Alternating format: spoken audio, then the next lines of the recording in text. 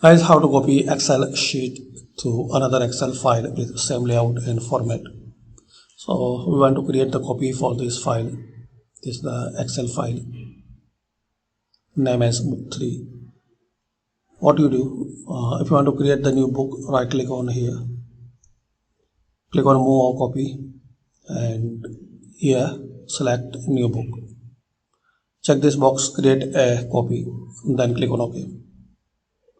So now we have two. This is the book 3 and book 4 with the same data, same layout and same format.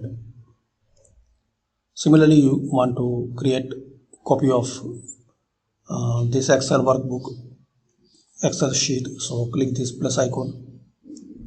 Here change the name.